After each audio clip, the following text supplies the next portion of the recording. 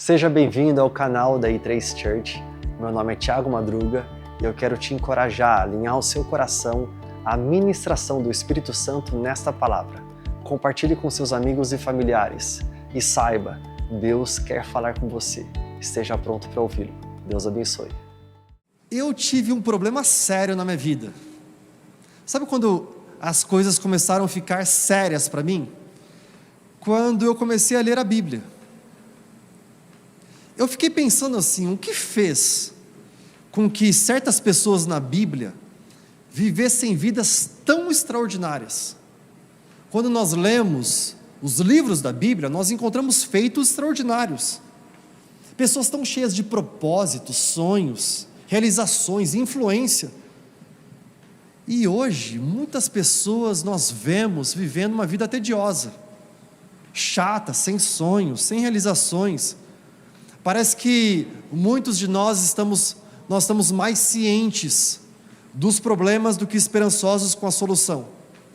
Cheios de medo diante dos desafios, em crise de pânico, ansiedade em face ao desconhecido. Parece que nos falta autoridade para declarar: eu estou lidando com isso há 10 anos, mas eu continuo declarando em autoridade: essa doença vai cessar, a enfermidade vai me abandonar. Parece que falta ousadia, coragem.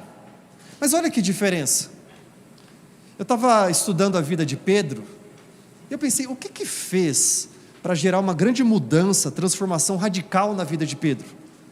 Você lembra que Pedro, em um momento, ele está negando Jesus diante de uma serva, uma garota que falava com ele. Ele buscava a aprovação dos homens, ele era alguém medroso, alguém que falava mais do que deveria, porque ele queria ter a aprovação de todo mundo. Mas em outro momento, ele está pregando com tanta autoridade e poder, que milhares de pessoas se convertem a Cristo. Mais ainda, a Bíblia descreve que na igreja primitiva, logo depois de Pedro pregar essa mensagem de autoridade e poder, ele caminhava pelas calçadas, pelas ruas. As pessoas que estavam enfermas, doentes e atormentadas por demônios eram colocadas nas ruas, nas calçadas, e somente por ele passar e a sua sombra tocar essas pessoas, elas eram curadas e libertas. Diz Atos 5,15. Quando eu estudei mais a vida de Jesus, o que me impressionou é que Jesus, ele vivia milagres, mas ele vivia esses milagres com e sem oração. Nem sempre Jesus, ele orava por alguém e essa pessoa era curada. Por exemplo, lembra aquela mulher que ela caminhava no meio da multidão, ela pensou, se eu ao menos tocar nas suas vestes, eu serei curada. Jesus, a palavra diz que ele era plenamente Deus e plenamente homem. Quando eu vejo todos os feitos de Jesus, eu já me impressiono, mas quando eu vejo que ele diz lá em João 5,19, em verdade eu digo que o Filho nada pode fazer de si mesmo, só pode fazer o que vê o Pai fazer, porque o que o Pai faz, o Filho também faz. Quando eu vi no original, no grego, a palavra nada significa nada. No hebraico, a palavra nada significa nada. Ele diz que o Filho nada pode fazer, a não ser aquilo que ele vê o Pai fazer. O que Jesus está nos mostrando é que ele tinha íntima comunhão. Ele falava com Deus diariamente, tinha comunhão com Deus Pai. Quando eu vejo que todos que tocavam na borda do seu manto eram curados, eu vejo uma vida de milagre extraordinária. Diz Marcos 6,56.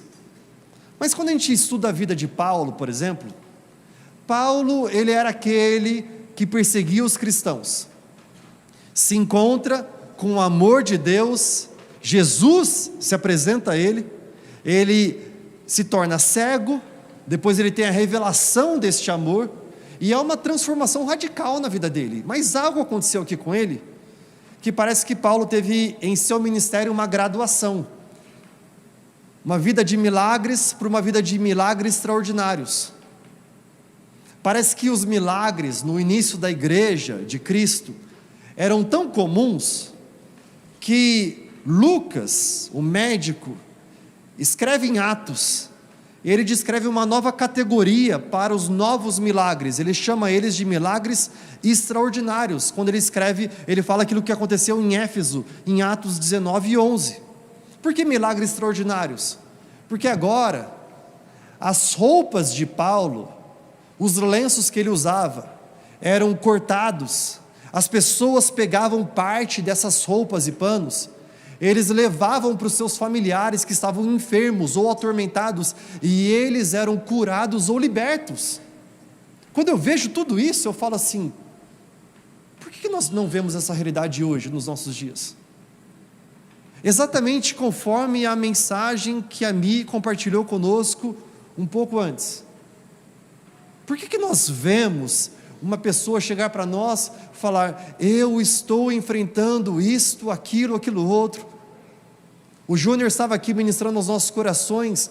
Nas últimas semanas, o seu pai tem tido mais e mais cirurgias. Os médicos com somente diagnóstico de que é difícil demais, não tem como. E aí, nós nos deparamos com essas realidades e muitas vezes a gente pensa assim: então a vida é difícil demais, né? Alguém compartilha com você que o casamento não está bem, e você fala: realmente, o casamento é difícil, né? Um pai fala que um filho adolescente está vivendo um tempo difícil pelas amizades na escola, e aí, realmente, né, não é fácil mesmo. Enquanto que Deus, Ele fala para nós que Ele quer habitar em nós de tal forma que o Espírito de Deus, Ele vai trazer vida àquele que está à nossa volta, mas não conformismo àquele que está à nossa volta. Parece que nós estamos num lugar de conformismo, num lugar em que acho que é normal. Eu falei para vocês que o meu problema começou quando eu comecei a ler a Bíblia, porque eu falei: se tudo isto que a palavra de Deus diz está disponível para nós, eu quero tudo isso. Nós não somos uma igreja que acredita que o Espírito Santo cessou de agir, de se mover, de encher, de derramar dons espirituais. Pelo contrário. Agora, vamos lá atrás, vamos lembrar como é que tudo começou para nós. Lembra que Adão e Eva, eles estavam lá no jardim, e lá no jardim havia um lugar que era de plena harmonia. No jardim não tinha ansiedade, no jardim não tinha medo batendo na porta, não havia crise de solidão. No jardim havia Adão e Eva feitos à imagem e semelhança de Deus. Semelhança porque Adão e Eva foram criados para governar como Deus, mas o governo de Deus é diferente do governo nosso.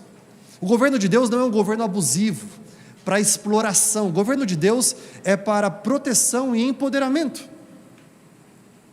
A primeira palavra de Deus a Adão e Eva, logo depois que Ele cria Adão e Eva, Ele diz assim, versículo 28 de Gênesis 1: Deus os abençoou e lhes disse: sejam férteis, multipliquem-se, encham e subjuguem a terra, dominem sobre todos os peixes do mar, sobre as aves dos céus e sobre todos os animais que rastejam sobre a terra. O que Deus faz? Deus entrega a autoridade de governo para Adão e Eva. Mas o lugar de governo deles fluía da intimidade que eles tinham diante da face de Deus. A Bíblia relata que essa intimidade era uma caminhada e conversa no início de uma noite serena. Deus deu a Adão uma tarefa. Olha, tudo que eu criei é maravilhoso, mas eu quero que você participe comigo em tudo isso, por isso eu te dei autoridade. Então faz o seguinte: dê nome aos animais, às plantas. Gênesis 2:19 diz para nós que Adão tinha essa responsabilidade. Nós não achamos que dar nomes é tão importante hoje, mas eu falo para vocês, sempre foi importante desde o início de tudo. Dar nomes é você encontrar uma situação e você falar exatamente visão e declarar um norte para aquilo. O lugar de governo deles era esse. É fascinante para mim, quando eu estudo que Deus não deu instruções a Adão e Eva sobre batalha espiritual. Para pensar nisso. Você não vai encontrar em nenhum momento em Gênesis Deus dando as primeiras instruções para Adão e Eva. Ei, vocês vão lidar com medo, com impossibilidades, então vou ensinar para vocês sobre batalha espiritual. Ou sobre lidar com o medo, ataques na mente. Não houve nenhum ensino de Deus no início acerca do poder do nome de Jesus. Nenhum ensino sobre o poder de louvor e adoração. Ou uma ênfase no poder da palavra de Deus. Não. Adão e Eva foram criados para serem filhos de Deus, terem filhos, expandirem as fronteiras do Jardim do Éden para o mundo todo, até que o mundo todo fosse preenchido de um lugar de harmonia, de paz. E tudo isso fluía de onde? De uma comunhão deles com Deus, caminhando e conversando com Deus no início de uma noite escura e serena. As chaves e a autoridade Deus entregou nas mãos de Adão e Eva, foram dadas ao homem. Satanás não tinha como dominar e ter poder. Por quê? Porque não tinha sido entregue a ele a autoridade. Então o que Satanás tenta fazer? Ele entra sorrateiramente com uma serpente para enganar Adão e Eva. Ele prepara uma situação para roubar a autoridade de Adão e Eva. Quando Adão e Eva entram num acordo com a serpente, lá em Gênesis 3, o que eles fazem? Eles estão estabelecendo um acordo, uma cooperação, colaboração. Então eles entregam a autoridade que era deles para Satanás. Isso é tão importante que eu não sei se você lembra quando Jesus Cristo ele foi cheio do Espírito Santo? Logo depois disso ele entra no deserto, onde ele será tentado por Satanás durante 40 dias, lembra disso?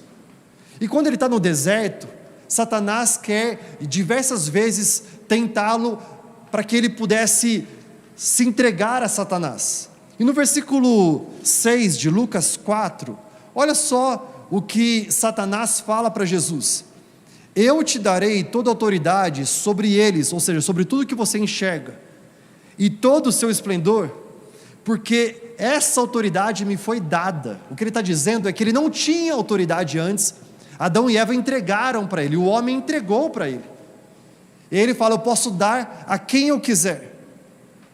No versículo 7 ele diz: portanto, se me adorares, tudo será teu.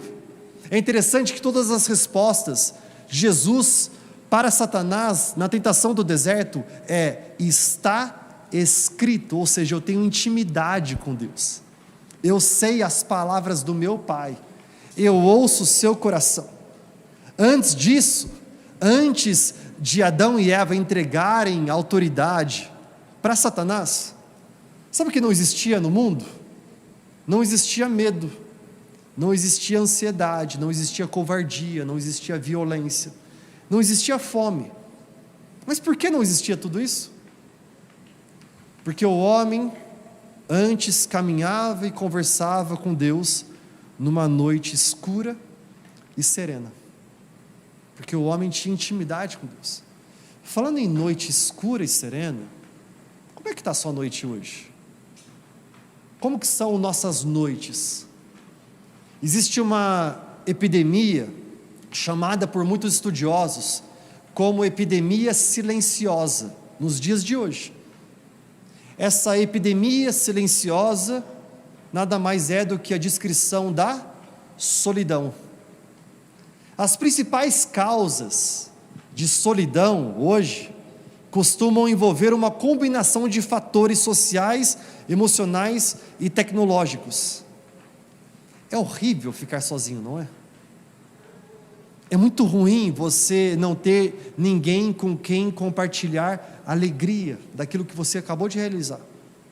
Ou então enfrentou uma muralha diante de alguma coisa no trabalho, na educação dos filhos, e você não sabe qual é a solução, e você não tem ninguém com quem você pode compartilhar o coração para encontrar a solução. É muito ruim colocar a cabeça no travesseiro e ficar matutando, pensando nos problemas do amanhã, e a ansiedade vai aumentando cada vez mais, porque eu me sinto sozinho. Estava conversando com o pastor essa semana, E ele me disse, depois de muitos anos de ministério, em uma viagem a um outro país, no meio da viagem, ao lidar com muitas dificuldades na sua vida, de repente ele sentiu que o seu braço direito, a sua perna direita estavam plenamente dormentes. Ele começou a sentir uma fobia tão grande que ele queria somente levantar a mão e apertar o botão para que alguém viesse ajudá-lo. E ele ficou durante horas naquele voo, num estado de pânico, e não podia nem sequer apertar um botão. Os fatores que dizem para nós, um deles é o isolamento social. As pessoas estão cada vez mais, principalmente nas grandes cidades, morando sozinhas. Há uma falta de laços familiares, a estratégia de Satanás, porque se as pessoas estão sozinhas, elas não estão num grupo, elas não estão numa família. Uma falta de apoio comunitário, mudanças de vida, como o divórcio, perda de entes queridos ou aposentadoria. Um segundo fator que gera também a solidão é o uso excessivo de tecnologia. Redes sociais estão substituindo interações presenciais, conexões superficiais online, que não suprem a necessidade de vínculos profundos da alma. Existe uma sensação de comparação constante com a vida perfeita dos outros. Estava recentemente numa mesa, estávamos celebrando mais um aniversário, e eu vi na mesa pessoas com os olhares atentos uns aos outros, dando risadas, sorrisos, compartilhando a vida. Mas eu também vi na mesma mesa casais olhando para os seus smartphones, sem olhar para ninguém, nem mesmo o casal com o marido com a esposa, e não participando dessa interação. Terceiro motivo que gera também a solidão é uma rotina acelerada, uma cultura de produtividade. Nós temos falta de tempo para cultivar amizades de verdade, relações significativas, porque eu preciso mais e mais dos meus negócios, dos meus sonhos. Há uma prioridade ao trabalho e desempenho em detrimento da vida relacional. Há um cansaço emocional constante, as pessoas estão constantemente cansadas nas suas emoções. Número 4, mudanças culturais e urbanas. Quebra de vínculos comunitários, menos interação com os vizinhos, crescimento dos grandes centros urbanos, onde é fácil estar cercado por pessoas, mas não se sentir conectado a ninguém. Nós entramos e saímos de lugares sem ninguém nos notar. Nós fizemos isso até mesmo com as igrejas. As pessoas, elas vão às igrejas em lugares grandes, elas olham para os olhos uns dos outros e não conhecem ninguém, chegam sem nome e vão embora sem nome algum. Número 5, problemas emocionais e de saúde mental, depressão, ansiedade, baixa autoestima, frequentemente alimentam a solidão. Vergonha ou medo da rejeição dificultam também o estabelecimento de laços. E também transições da vida. Jovens que saem da casa dos pais, idosos perdendo seus pares, amigos, mudanças de cidade, país ou cultura, causando uma desconexão temporária ou duradoura. Mas Deus não nos criou para a solidão, nem para o medo. Todas as ações que nós temos em nossas vidas partem de uma ou outra fonte. Tudo o que fazemos ou parte de uma fonte de medo, ou parte de uma fonte de amor. Tudo que Jesus viveu e realizou teve como ponto de partida o amor. Qual é então a transformação radical na vida de Paulo e Pedro? O que fez com que Paulo, em um momento perseguia cristãos, para um outro momento estar tão cheio do Espírito de Deus e amar o próximo, escrever 13 livros do Novo Testamento? O que fez com que Pedro tivesse tanta autoridade, aquele que antes era ninguém, aquele que antes negava Jesus, mas agora ele vive o amor de Deus? O que deu início ao ministério de Jesus Cristo, para que ele pudesse então orar e grandes feitos o Senhor fazer por meio dele. Lembra que Jesus é plenamente homem também. Ou seja, Ele vestiu o nosso corpo, nossas limitações. Ele sabe exatamente o que é lidar com o medo, com a ansiedade. Tem algo que acontece. Todos eles foram cheios com o Espírito Santo. O ministério de Jesus, ele inicia exatamente quando Jesus desce as águas, sobe das águas, o Espírito como uma pomba vem sobre ele, o Espírito o encheu, o Espírito Santo o direcionou, o Espírito Santo o empoderou, e é Jesus Cristo quem entende mais do que todos nós sobre o Espírito Santo. É Ele quem nos apresenta o Espírito Santo. Olha que diz a palavra de Jesus para nós, em Lucas 14, versículo 16. Eu pedirei ao Pai, disse Jesus, e Ele dará a vocês outro conselheiro, que esteja com vocês para sempre. O Espírito da verdade, o mundo não pode recebê-lo, porque não o vê, nem o conhece. Vocês, porém, o conhecem, pois Ele vive com vocês e estará em vocês. Jesus apresenta o Espírito Santo aos discípulos. No mesmo capítulo, versículo 26, olha que disse Jesus: contudo, o conselheiro, o Espírito Santo, que o Pai enviará em meu nome, ensinará a vocês todas as coisas e fará que se lembrem de tudo o que eu disse. No capítulo seguinte, João 15, olha que Jesus diz, versículo 26, quando vier o conselheiro, que eu enviarei a vocês da parte do meu Pai, o Espírito da verdade que provém do Pai, ele testemunhará a meu respeito. E no capítulo seguinte, João 16, versículo 7, Jesus continuou dizendo: contudo, afirmo, quero para o bem de vocês, que eu vou. Se eu não for, o conselheiro não virá para vocês, mas se eu for, eu enviarei.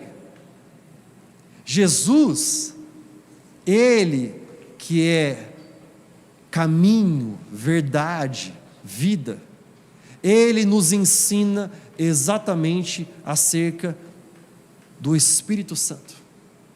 E que o Espírito Santo não é um poder, ele carrega em si poder, mas o Espírito Santo é a pessoa da Trindade, Deus Pai, Jesus e Espírito Santo. E Jesus, ele nos introduz, nos apresenta o Espírito Santo. Olha que interessante, João 16, 7, ele falou: eu afirmo para vocês, é melhor que eu vá. Como assim, Jesus? Nós caminhamos contigo, nós andamos com você, nós sabemos quem você é, nós vimos com os nossos olhos a multiplicação de pães e peixes, nós vimos Jesus, o Senhor, tocar naquele cego Bartimeu e ele passar a enxergar. Nós vimos o Senhor declarar para Lázaro: Lázaro, vem para fora, e ele saiu para fora. Nós vimos das suas mãos a multiplicação de pães e peixes. Nós vimos o Senhor declarar sobre a tempestade, as águas, que haja calmaria, e elas obedeceram a tua voz. Como assim o Senhor fala para nós que é melhor que eu vá? Como assim? Jesus, ele fala para nós que o Espírito que ele pede a Deus Pai para nós é melhor para nós. Vamos falar a verdade? Como seria se Jesus Cristo tivesse se entregado na cruz por nós, morrido na cruz por nós, ressuscitado ao terceiro dia e até hoje estivesse vivo lá em Jerusalém? Quem que gostaria de pegar um avião para ver Jesus? Eu amaria. Agora imagina o mundo todo, imagina a fila, imagina a quantidade de aviões chegando exatamente lá em Jerusalém para vê-lo. Você imagina a fila quilométrica para poder ter talvez 5 segundos com Jesus. Jesus, ele era plenamente homem, plenamente Deus, ele tinha as limitações do corpo, como nós temos. Olha só, por isso que ele fala: eu estou subindo ao meu Pai, mas eu deixo a vocês o Espírito Santo, porque o Espírito Santo, quando ele te encher, quando ele te empoderar, vocês terão o Espírito de Deus, a minha presença manifesta em vocês, não apenas em Jerusalém, mas na Judéia, na Samaria, nos confins da terra, Brasil, Campinas, São Paulo, Nova York, Paris. Os homens, eles caminharão e saberão que eu estou presente quando o meu Espírito estiver em vocês. É exatamente por isso que ele apresenta este conselheiro. Se eu não for, o conselheiro não virá para vocês. Quando a gente estuda essa palavra no original, o Espírito Conselheiro é Paracletos.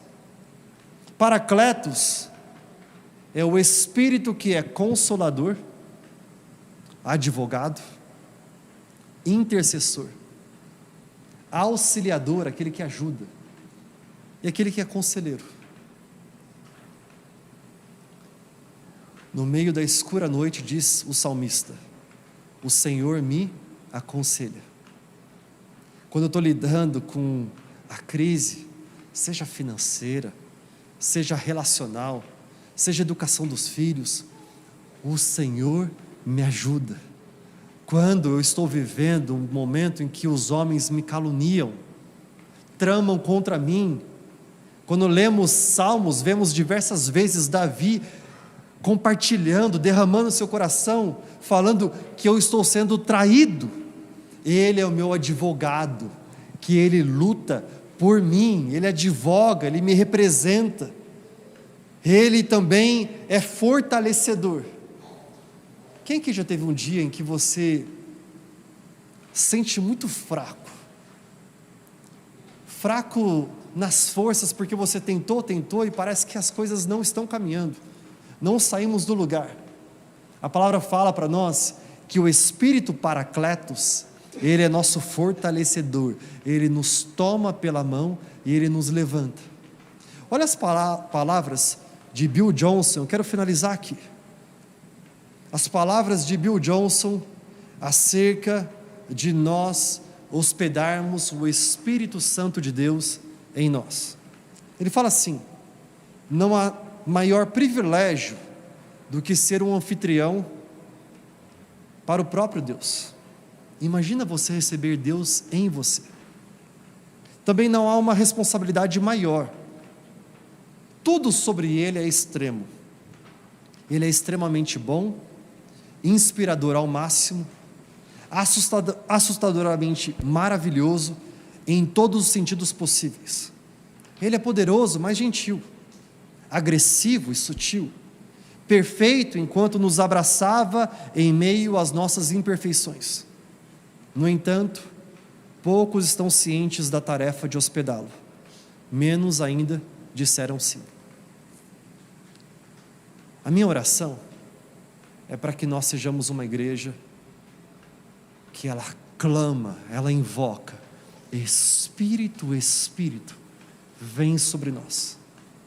Eu acredito que nós, sendo cheios do Espírito Santo, nós viveremos na companhia e na autoridade que Adão e Eva viveram. Deixa eu mostrar algo para vocês. Nós estamos aqui nesse lugar, cheio de pessoas, aqui é uma casa. Olha o que Jesus diz para nós.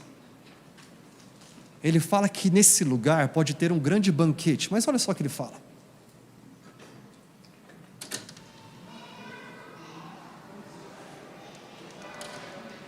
Eis que estou à porta e bato. Eis que estou à porta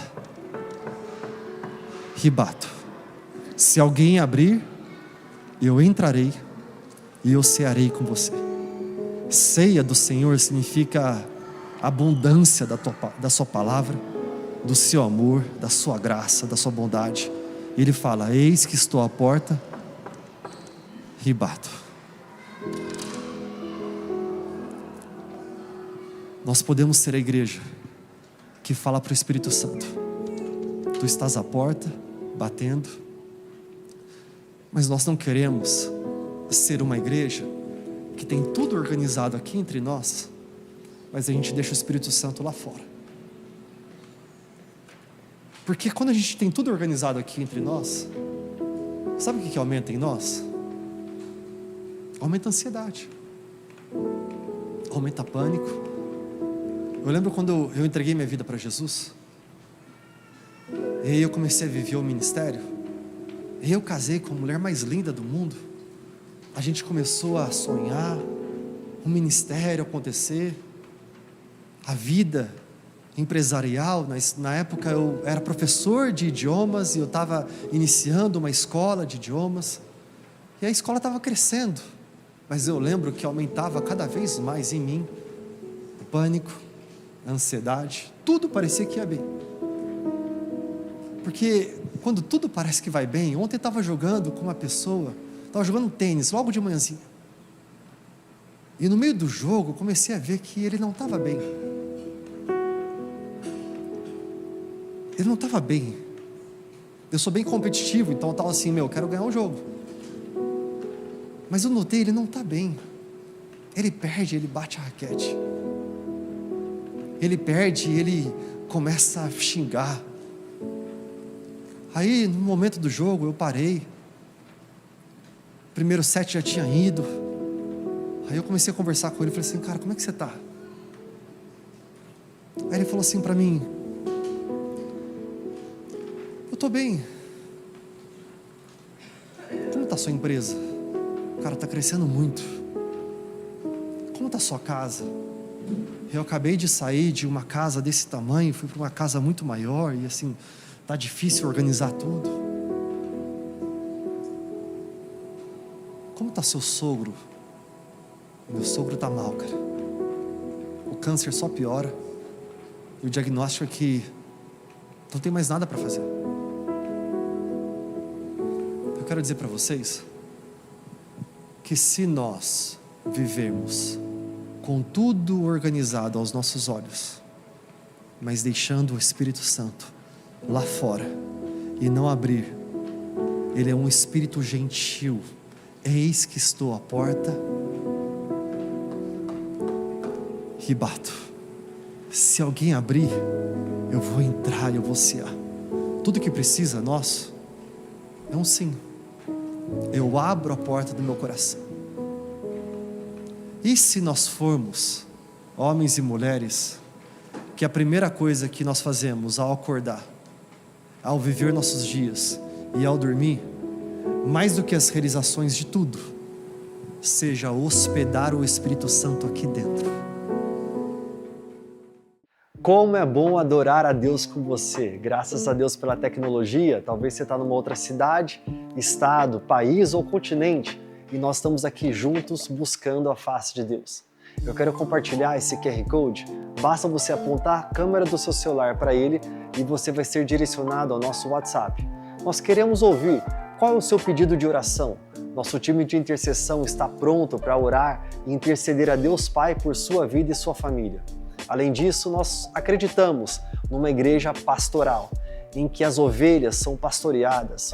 Se você está precisando de um aconselhamento pastoral, talvez conversar, compartilhar aquilo que está acontecendo com você, eu quero dizer que nós estamos aqui a seu dispor, porque acreditamos que o reino de Deus é para ser vivido hoje. É por isso que nós vivemos em comunidade, próximos uns dos outros. Bem, essa palavra falou com você, não falou? Falou comigo de forma tremenda e eu quero te encorajar. Compartilha com seus amigos, familiares. Vamos juntos compartilhar as boas novas do reino de Deus e da palavra de Deus. Deus abençoe muito você.